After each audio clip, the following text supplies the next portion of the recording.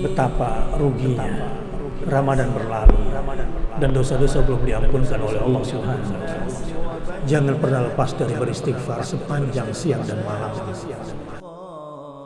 Perbanyak istighfar, target istighfar. Tidak apa-apa pengorbanan, kehilangan apapun, asal melakukan apa saja yang bisa mendatangkan ampunan Allah Subhanahu wa Ta'ala. Sebab orang yang tidak ada Quran di dalam hatinya seperti rumah reot yang tak pantas untuk ditinggali dan penuh bahaya. Ketika betul-betul istighfar dan dosa-dosa diampunkan oleh Allah Subhanahu wa Ta'ala, Allah akan kirimkan kepadamu hujan yang lebat. Rezeki itu simbol daripada rezeki yang lebat, yang terus-menerus dan tidak pernah kering selamanya.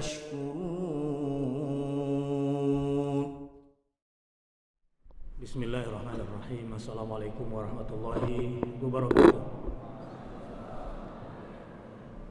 Alhamdulillahilladzi ja'ala syahra ramadhana syahrun unzila fihi al-Qur'an.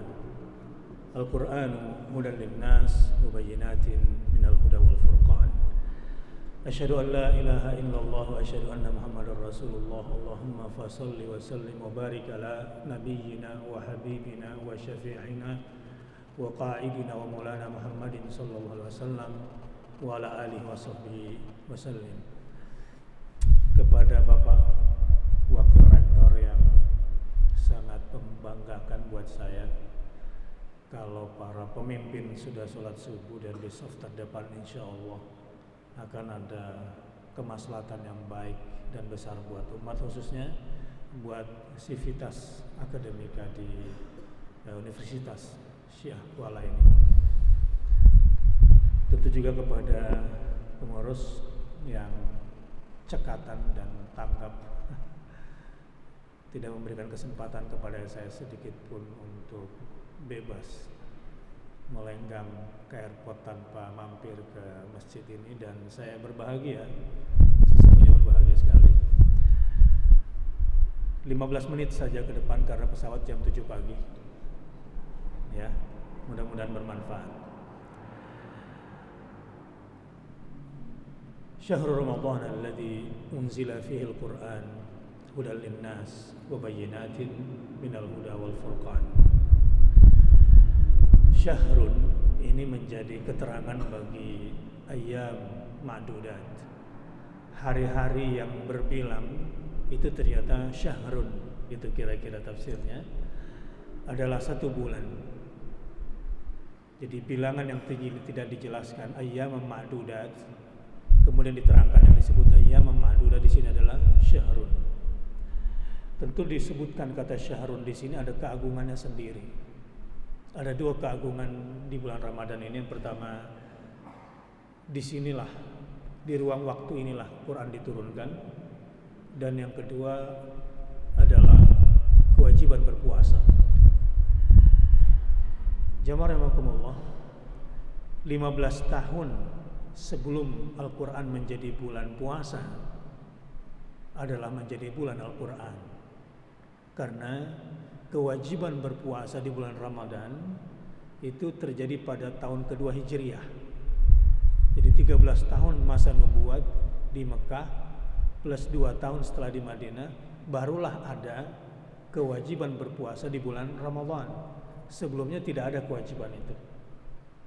Saat itu Ramadan menjadi syahrul Quran, di mana Rasulullah SAW mentalaki kembali bacaannya dan hafalannya di hadapan Jibril. Nah, karenanya program Daur Al-Quran yang diadakan di masjid ini sangat tepat sekali, dan beruntunglah mereka-mereka yang ikut program ini, karena Anda sedang dalam sebuah proses menginternalisasikan diri dengan Al-Quran. Anda telah mengikuti sebuah proses pensenyawaan jiwa Anda dengan cahaya Al-Quran. Semoga Allah berkahi. Pertanyaannya adalah, kenapa harus ada puasa dengan semua aktivitasnya ini? Lagi-lagi jawabannya adalah untuk memudahkan persenyawaan Quran dengan jiwa kita itu, dengan ruh kita itu yang terbuat dari cahaya untuk bertambah cahaya lagi. Sebab orang yang tidak ada Quran di dalam hatinya, di dalam jiwanya, sebetulnya kalau bahasa hadisnya kal baitul kharab, seperti rumah reot yang tak pantas untuk ditinggali dan penuh bahaya. Walaupun sudah S2, walaupun sudah S3 atau mungkin guru besar secara keilmuan, tapi belum mendapatkan ilmu yang sejati, ilmu yang merupakan alamat untuk berjumpa dengan Tuhannya. Subhanaka la ilma lana illa ma'allamtana. Tuhan Allah Subhanahu wa taala, Maha suci Engkau, tidak ada ilmu yang bermanfaat bagiku sedikit pun kecuali ilmu yang Kau ajarkan kepadaku. Ilmu apa? Ilmu yang memperjumpakan aku denganmu, yang memperkenalkan aku sebelumnya denganmu. Jadi ilmu alima ya'lamu alamatan, sebetulnya ilmu itu adalah cuma alamat, peta jalan untuk berjumpa dengan Allah Subhanahu wa taala. Jadi orang-orang yang senantiasa hidup bersama Al-Quran selama bulan Ramadan, merekalah sebetulnya orang yang sudah tepat guna dalam memanfaatkan momentum yang mewah ini. Maknanya juga orang yang tidak hidup bersama Al-Quran di bulan Ramadan ini sama bodohnya dengan orang yang membakar besi hingga membara, yang harusnya ketika membara ditempa menjadi pedang yang tajam, tetapi dibiarkan saja sampai kemudian besi yang sudah membara ini dengan semua aktivitas puasa, mulai dari sahur, menahan diri dari lapar, haus dan seksual, kemudian beriktikaf atau kemudian iftar, lalu kemudian qiyamul lail, zakat fitrah dan seterusnya. Ini kemudian tidak ditempa dengan Al-Quran, sama saja besi yang sudah membara kemudian dibiarkan begitu saja. Pintar gak orang ini? Bodohlah dia. Apalagi sekarang sudah hari ke-17. Ada dua jenis penyesalan. Penyesalan orang bertakwa nanti di akhir Ramadan, betul-betul tangisan air mata rindu yang membuat dosa-dosa di dalam jiwanya kemudian terampunkan, karena masih banyak yang dilalaikan selama bulan suci Ramadan ini. Dan orang seperti ini akan diampunkan dosanya dari satu Ramadan ke Ramadan tahun yang akan datang. Tapi ada penyesalan orang kedua yang betul-betul menyesal dan tidak bermakna apa-apa karena tidak memanfaatkan Ramadan secara maksimal. Untuk itu berbanggalah dan berbahagialah mereka yang minimal 50% plus 1 waktunya hidup bersama Al-Quran. Sungguh tidak ada momentum semewah Ramadan ini untuk menginternalisasikan diri dengan Al-Quran supaya kita mendapatkan ilmu yang sesungguhnya. Orang yang tidak ada Quran di dalam jiwanya sebetulnya bangkai-bangkai berjalan, penduduk kuburan yang berkeliaran. Sebaliknya, orang-orang yang ada di dalam qalbunya Al-Quran, idza da'akum lima yuhyikum. Yang dimaksud lima yuhyikum, jika para nabi dan rasul itu menyeru kamu kepada yang membuat kamu hidup. Yang disebut membuat kamu hidup adalah ketika kamu diseru kepada Al-Quran, maka kamu tunduk kepadanya dan ikut kepadanya, maka kamulah orang yang hidup sejati. Jika tidak bersama Al-Quran, kamu sebetulnya sedang hidup bersama kehidupan yang tidak sesungguhnya. Mungkin kata-kata kasarnya kamu hanya seorang penduduk kuburan yang sedang berkeliaran dengan semua status-status akademikmu. Jamaah rahimakumullah. Hudan linnas wa bayyinatin minal huda wal furqan. Tafsir kata hudan di sini tentu petunjuk yang membuat manusia mengerti mana yang benar, mana yang hak, mana yang batil, mana yang baik, mana yang buruk. Zaman sekarang ini manusia bingung. Hidupnya penuh dengan kehidupan yang hampa, mengejar yang tidak dia butuhkan, membebani diri dengan sesuatu yang akan menyakitkan dirinya karena tidak tahu apa yang harus dicari. Saudara-saudara, kalau ingin menjadi orang paling kaya di dunia ini, dan Anda tidak perlu lagi menemukan peta harta karun dimanapun, satu syaratnya: ketika di dalam dirimu sudah kau temukan alamat atau ada chip di dalam dirimu yang bernama al-qanaah, maka kamu sudah memiliki harta karun yang tidak akan pernah dimiliki oleh siapapun di muka bumi ketika mereka kaya raya. Apa itu al-qanaah? Ar-ridha bin nasib bima qasamallahu alaik.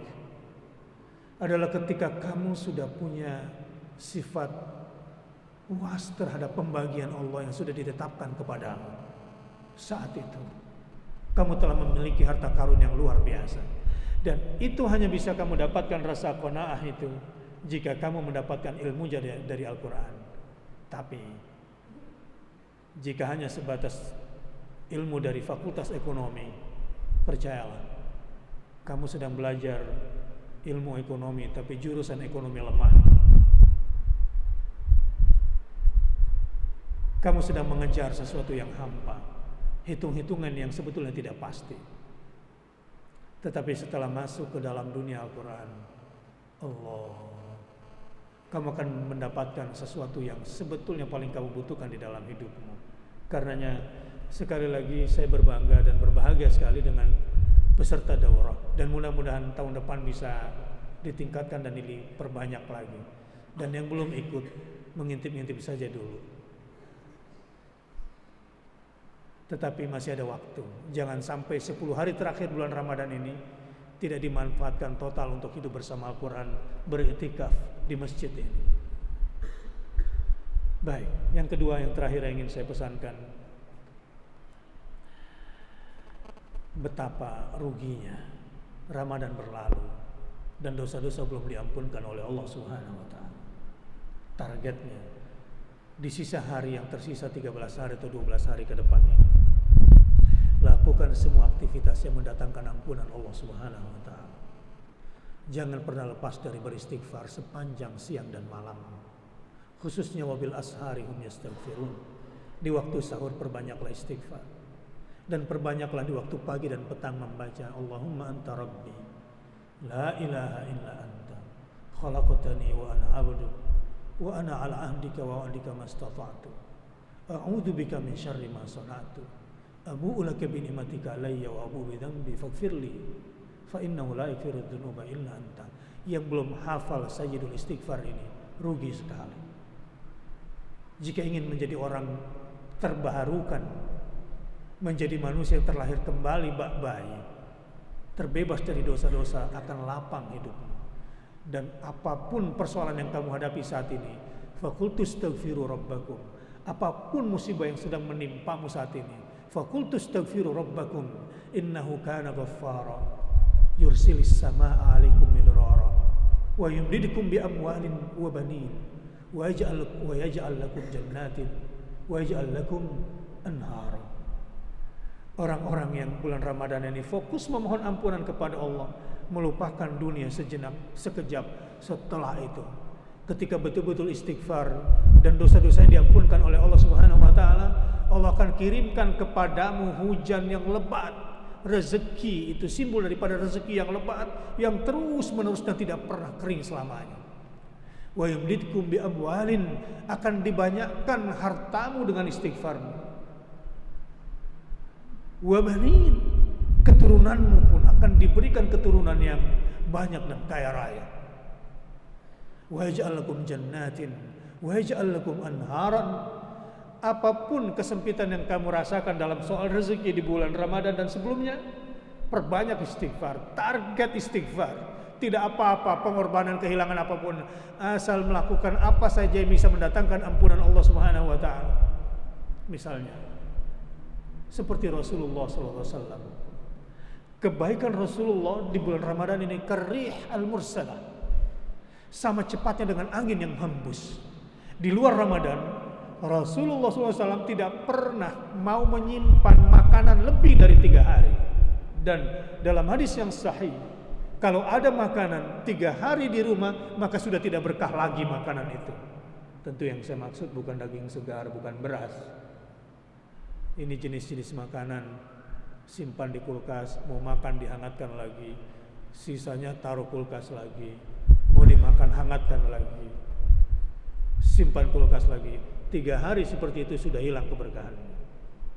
Bahkan dalam banyak hal Rasulullah tidak ingin ada makanan 24 jam di rumahnya. Karihil mursal itu di luar Ramadan. Di dalam bulan Ramadan, secepat angin menghembus Rasulullah berbuat baik. Kenapa? Orientasi keakhiratannya membuat beliau itu begitu tegas melihat betapa surga yang dijanjikan Allah adalah benar, betapa ancaman tentang neraka yang disaksikan di depannya adalah benar. Ini momentum paling penting untuk membelah jiwa agar menatap menjadi orang-orang yang betul-betul akhirat oriented, terang melihat surga. Kata Ibnu Abbas, wallah Ibnu Abbas atau Ibnu Umar, Abdullah, yang betul adalah Ibnu Umar, Abdullah Ibnu Umar. Aku melihat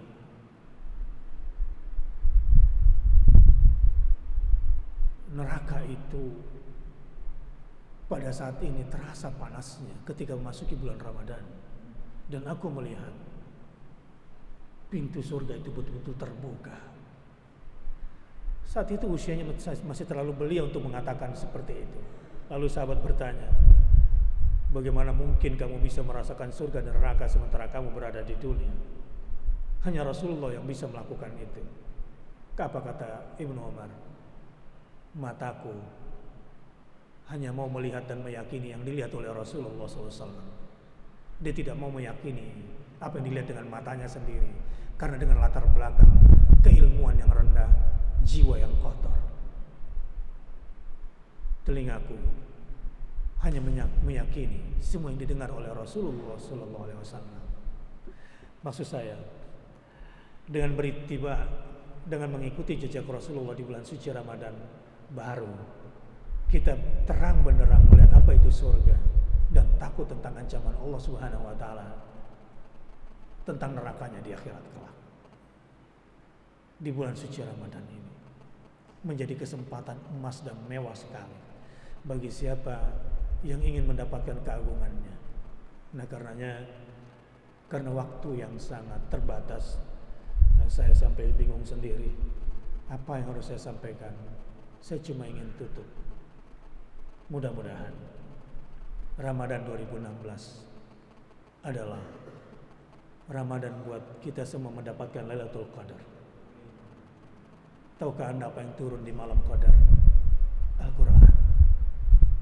Kalau ingin jadi orang paling beruntung dimanapun Anda berada, seperti Rasulullah SAW, lakukan kebaikan di bulan Ramadan. Andai Rasulullah punya emas setinggi dan sebesar gunung Uhud, percayalah, Rasulullah tidak pernah mau menyimpan itu lebih dari 1 hari di rumahnya. Andai Rasul punya investasi seperti gunung Uhud dan sebesar gunung Uhud, besarnya itu emas dan beratnya, beliau tidak akan menyimpannya barang 1 hari pun di rumah, karena mata dan pendengaran beliau pada bulan Ramadan khususnya begitu fokus kepada Allah, kepada surganya, dan menjauhi nerakanya. Ketika itu yang sudah menjadi orientasi kehidupan seseorang, maka dialah orang paling kaya yang sesungguhnya, orang yang paling berbahagia dan tidak akan pernah bisa dibeli oleh dunia. Generasi Rabbani seperti ini yang sedang dibina di daurah sebetulnya. Generasi Qur'ani seperti ini yang diharapkan keluar dari daurah seperti ini. Anda lihat, tidak pernah bisa diduga di sebuah jazirah yang primitif, yang tidak punya sumber daya ekonomi yang konkret, tetapi bisa meluluh lantakkan kekaisaran Romawi dan Kisra Persia. Dan tidak ada yang pernah bisa membayangkan dari tempat yang tidak ada universitas, dari sebuah tempat yang tidak berlimpah buku di perpustakaan, hanya 1 kitab peradaban yang bisa menjungkir balikkan semua peradaban sesat pada masanya. Al-Quran, Anda tidak akan pernah mendapatkan ilmu yang sesungguhnya. Kalaupun ada, sebelum diturunkannya Al-Quran, cahaya bumi dengan ilmu hanya parsial saja bentuknya. Dari Taurat, Zabur, dan Injil parsial, hanya pada suku tertentu, pada bumi-bumi tertentu. Setelah Quran turun, tercahaya akan keseluruhan bumi ini dengan ilmunya yang sempurna. Dan baru setelah Al-Quran turun, lahirlah disiplin-disiplin ilmu.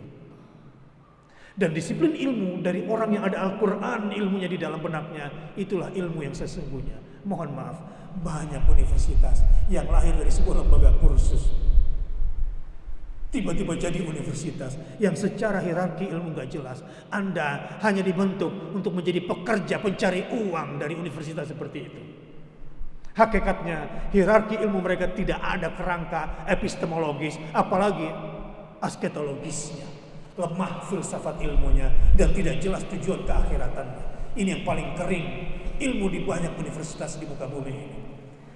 Hanya orang-orang yang kuliah di universitas yang sesungguhnya, subhanaka la ilma lana illa ma 'allamtana.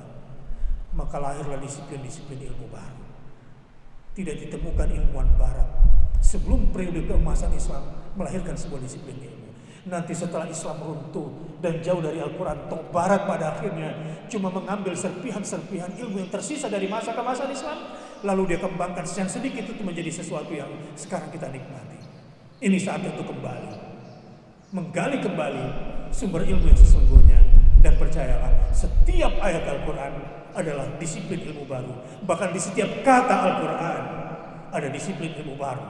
Dan kalian akan terus mendapatkan sesuatu yang baru dan tidak akan pernah habis keajaibannya.